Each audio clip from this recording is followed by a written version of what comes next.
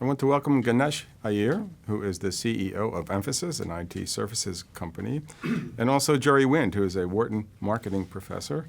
Thank you both for joining us for this discussion about how CEOs and other top leaders can nurture a digital culture in their organization. And the first thing I wanted to ask you about that is, as leadership, CEOs in particular, become more digitally transformed themselves, then one of the next things that they have to look at is how do you move this down the organization? So what does smart leadership look like as it tries to move the digital transformation down through the organization? And Ganesh, maybe we'll start with you. See, any transformation, the physical transformation is an easier bit because you draw up a new chart, new reporting lines, new incentive scheme. So that's the physical transformation. The challenge lies in chemical transformation of the company. How do you rewire the people? How do you equip them with new skill sets which are required in the new world? How do you actually walk the talk? Because, for example, when a company which is in analog business also aspires to get into digital business, cannibalization is inevitable. And as a CEO, do you go and say, you do something different and say something different? So authenticity of leadership becomes important. So in my company, the mantra which we have adopted, make customer central to our transformation and revolve around customer strategy to be successful. So one of the things which we have started measuring is, are we becoming more relevant to our customers? Everybody talks about the fact that this customer is relevant to me. Is that important from business perspective? What is more important is, are you relevant to the customer? Because that gives you sustainability and longevity, and it actually defines whether you are delivering value. So that's how we are keeping customer central theme to our transformation. We are focusing more and more on chemical transformation. And earlier, Jerry and I were discussing where is our operational headquarters. One of the things which we are working on is making trenches as our headquarters. So where the customer is, you just go there and action around those things. So those are the elements which I would define as elements which we are working on for transformation. And you need to be ruthless with corporate antibodies. Because in any transformation, you face corporate antibodies. One needs to be just ruthless about it. Jerry, what's your view on what does smart leadership look like once a leadership has transformed themselves to think digitally, and now they want to make their company's culture more innovative? Well, I fully agree with your comments. I thought we're right on target. Let me take them a little kind of one step further in the following sense.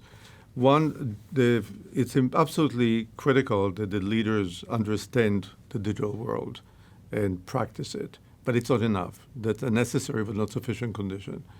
I think the sufficient condition is to move back to the next step and basically saying, but what are the implications to our mental models? What are the implications to our business models? And basically willing to make the tough decision, have the courage to make the tough decisions, which require basically we have to face the new reality of digital world. And we finished a study which I think you're familiar with, which was basically showed that there are 4 types of business models. There are basically asset builders, there are service providers, there are technology makers, and there are network orchestrators. Network orchestrator will be the Uber, the Airbnb, the Visa, MasterCard. The market return, market value on these 4 business models vary dramatically. So if you look at the market value as a multiple of revenue, you find out that for manufacturer, asset builder, it's 1 to 2. For service providers, 2 to 3. Technology makers, about 4. If you're a network company, it's about 8 plus. To become a network company with the enormous benefits there, like zero marginal cost that you have associated with this ability to scale infinitely and the like, you need a different type of mindset.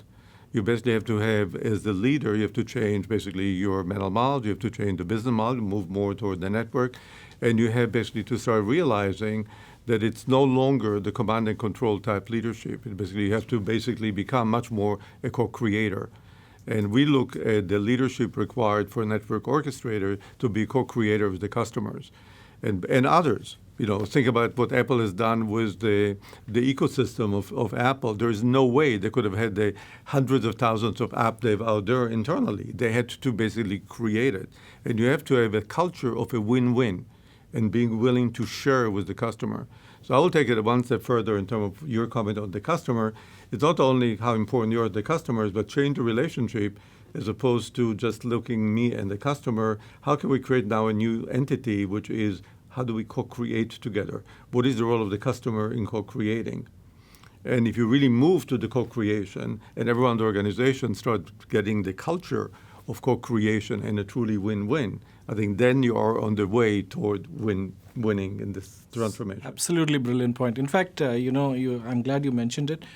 We set up a lab called Next Labs because in Emphasis the logo is Unleash the Next. So we thought Next Labs would be a good name for our labs. And the fundamental principle of that lab is co-creation. If you are creating something on your own that is less acceptable to us as an investment, it is more acceptable to us when you are co-creating it with the customer. We are willing to make more investment in that area than you have one bright idea and I'm going to try it out. Mm-hmm. So it's such a great point you have made. I completely acknowledge. Which is a good lead-in from both of you to the next question, which is how does leadership, starting with the CEO, embrace this idea of being more collaborative? This egalitarian environment that we're talking about where you get immediate customer feedback. So you know what they're thinking really fast. You have to respond fast. And how do corporate cultures change to accommodate that? Ganesh. Actually, quite a thought-provoking question. It goes back to the fact that you have to come to terms with the fact that CEO doesn't have monopoly on all the great ideas. In fact, probably he's the worst person to have great ideas. And a new person who is serving the client, youngster who has just joined the company, may have a great idea. So you really need to move from being a large boat or a large ship to 1,000 canoes, where they are governed and they are empowered to make choices. And that change is not easy. I mean, these concepts are easy to describe. We are in the midst of trying to do it. Even when you go to someone and says you are empowered to make the decision, suddenly they have been demanding that empowerment, and the moment you give it, they are at a loss how to use it. They go back to the old habit of saying that let me check with my boss before I make a decision. So these concepts will take time to be ingrained in the company. One needs to be patient. It cannot be a 2-minute noodle kind of an approach. It is something which you have to be staying with it. I need to get comfortable with it because in my last 30 years, there are lots of things which are within my muscle memory, which are based on command and control, hierarchy, the ego of being a CEO, the glamour of being a CEO. You have to be prepared to take the shine off yourself and reach out to people who can bring these ideas. So those are all the cultural changes, authority changes, model changes that we are making. We are also making incentive changes. We are redefining the incentive as if we have multiple CEOs in the company, so it becomes self-governing, motivated team. Some of the ideas are here. I wouldn't say that we have reached the destination or we have arrived. We have made progress. We have still some ways to go. Jerry, this idea about flattening the organization that's being talked about here, what's your advice to companies on how they should change their culture to, as he says, one thing to say it, another thing to live it? First of all, congratulations on what you're doing. I think they're absolutely the right track. There's a lot of things we can talk about. I'll give you two things. I'll give you one, a change in mental model, and one, I'll give you something very practical that every company should do. Then we can elaborate more. The change in mental model is the concept of control. Most companies believe that they have control. The reality is that, let's take, for example, positioning of a brand. The reality is that the positioning of a brand is determined by the consumers, not by the company. So as long as you as a company, as a leader, believe that I have control, I decide on the positioning, you in reality have zero control. If you change the ML to a collaborative, co-creating ML, you realize from day one that the control is shared between you and the customer. And therefore, you're not under this illusion that you're doing something, but the market in reality is really totally different. So I think it's absolutely that the change to a co-creation model is absolutely critical here. Now, in terms of pragmatics, in terms of how do we make it happen, I am a great believer in experimentation. And I think if a company will adopt the philosophy of adaptive experimentation, they'll be able to achieve basically a lot of things. Because the advantage of experimentation, it's the only way of determining causal relationship. It is the only way that forces you actually to measure and know exactly what's happening, what is the result of whatever you're doing. The most important thing, it encourages you to take basically more innovative initiative as opposed to just me too or a little smidgen improvement in what you're doing. And fundamentally what's happening, the minute you adopt a philosophy of experimentation throughout the company, you as the CEO send a message to the company it is okay to fail. Because everyone knows not every experiment will succeed. And the minute you send a message it's okay to fail, you're overcoming this kind of the natural inclination to be risk averse. The minute you send this, then you have to link it with what you were talking about, which is the incentive system and the reward system. So you want to celebrate lessons from failure. So you're not celebrating only the successes, but what have we learned from something that did not work? And if you are then adapting basically the adaptive experimentation, which says there is no fixed strategy. Basically, everything we do is experimentation. We finish experiment 1. The question is, okay, what have we learned from here? We move into experiment 2, experiment 3, 4. It's a culture of experimentation as the new basically mental model for running a business, which is ideal for a distributed type organization because they're not centralizing it. The only thing centralization we want to do is perhaps in terms of creating meta-analysis of the many, many experiments, providing like master designs, encouraging, and if you're moving into areas such as cognitive computing with Watson, or you're moving into what Google is doing with primarily with digital mind in terms of the AI, and you have an AI or cognitive computing master system out there that basically will take all the results of the experiments plus all the other data out there, now you're basically a game changer. But every unit in the organization feel empowered because they're providing you the key ingredient for the decision that you can then make based on all of these together. It's interesting what you said about you have to sort of erase that fear of failure. It just reminds me of an analog example. Recall the Japanese remaking manufacturing during the 80s and 90s, and one of the things they would say is that when a part went wrong on the line or something went wrong, to them that was a jewel. It was a treasure because they could look at that and figure out not just what went wrong for that, but they could figure out ways to do lots of other things better. So it's an interesting parallel. I wanted to just dig into the customer centricity idea a little bit because it makes sense. Put the customer at the center, and you'll be okay. But I'd like to hear from each of you. What does that look like? What does customer centricity look like in a company? How do you nurture it? How do you encourage it? And what does it mean? Is it you have to understand exactly what they're thinking? Tell me what customer centricity looks like. So in our case, when you look back at offshore players, we were focusing on IT services, which meant you were calling on the chief information officer and procurement side majority of the time. As the world transforms to digital, the decision around digital will get made in the business side of things.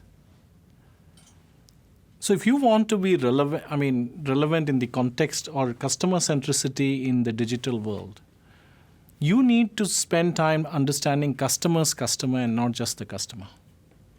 And that's the journey that we have been tracking for the last 18 months as a company. How do we understand deeper in customer's customer? Now, many of our customers are both in B2B and B2C. And you would see digital playing a bigger in B2C. So even making that distinction, when you think of a customer as one company logo, it's not true. They are made up of multiple businesses. Their competition is different, challenges are different, opportunities are different. As you get deeper and as you become a trusted advisor to business, that results in centricity. We have some cultural challenges. Let me bring up those cultural challenges as well. By nature, people don't ask questions. They don't challenge. So you have to kind of ensure that people challenge, people add value, they ask questions. Because it's not just doing what they ask you to do. It is also about bringing best practices based on your knowledge and experience and challenging status quo. So it's not just about serving what they want, but focusing on what they need. And that distance is truly the distance that we are trying to cover. So our customer centricity is being defined by, I made some changes and we are transforming around 16 customers right now. Because I'm not big enough to lead market transformation. I don't have the wherewithal to lead market transformation. So my transformation is linked to my customer's transformation. And hence, I take responsibility for select customers. I saw some of the experiment which people do where they go to retail shop and the CEO serves there to understand the customer. I'm not in that kind of B2C business. But I spend time, as I mentioned earlier, in trenches to understand what's going on. How can I add value? So those are the best way to define customer centricity is understand customer's customer. Jerry. Well, first, I fully agree. Basically, since you're in the B2B world, basically, you have to develop dual strategy. You have, for every one of your B2B customers, you have to develop strategy for their B2Cs. So help them. So basically, you cannot, if you're in the B2B game, you cannot just limit yourself to the B2B space. You have to understand the B2C aspect. But let me give you kind of 3 criteria that I will bring for the customer centricity. One of them relates to the fact that you realize that the customer is becoming now the active participant in the system. So co-manufacturing. Think about Build-A-Bear. The customer builds the product, not the factory. Think about Facebook, co-creation. All them, Facebook provided a platform. All the content that Facebook has created by customers. Think about pricing, Priceline.com. The customer decides what is the price. Think about distribution. Why do I have to have my salespeople here? Think about diapers.com, where primarily, because of the incentive they provided for every customer to bring other customers and benefits for both of them, the customers became the salespeople for the company. So stop thinking about you are doing things as a company. Create a platform to allow your customers to do things. So that's number one. If you're doing this, you're really way, way ahead in becoming really customer-centric. Second, you realize the fact that if you work, especially in the B2B world also, but true also in the B2C, if you work together as a co-creation with the customer, you really understand the needs of the customer. It's typically when we talk about understanding customer, the typical company will say, okay, we'll do marketing research. Market research gives you almost, in most cases, wrong information. Because first of all, you get tons of people who are not responding to this, so a huge non-response bias. Typically, you're running in terms of structured internet panels, which most people are kind of basically not really responding, and it's structured questions. Tons of problems with marketing research. There are some good marketing research projects, and we've been using them, but primarily you'll get by far more reliable and valid data if you get it through the interaction of co-creating with the customer. And 3, I think you should change the measures. You should start thinking about not market share, but think about share of wallet. What is my share of the total requirement of this customer? So if you look at the Infosys, they should look at this basically in terms of what share they have of the total computing expenses of their clients as a measure. Think about lifetime value of a customer. Start thinking about different measures that focus on the customer, because most of the measures today are not customer-centric. In reality, the tragedy is, in terms of financial accounting, customers are not even financial accounting, don't count anything. Actually, the financial accounting, the chair on which you're sitting is worth more than you, because you're not even financial accounting, but the chair is there as an asset. So change the measures. How does it make you feel? Small. I feel very small right now. Change financial accounting. Okay, well, The next revolution. thanks for joining us, both of you. Appreciate it. Thank you. Thank you. Thank you.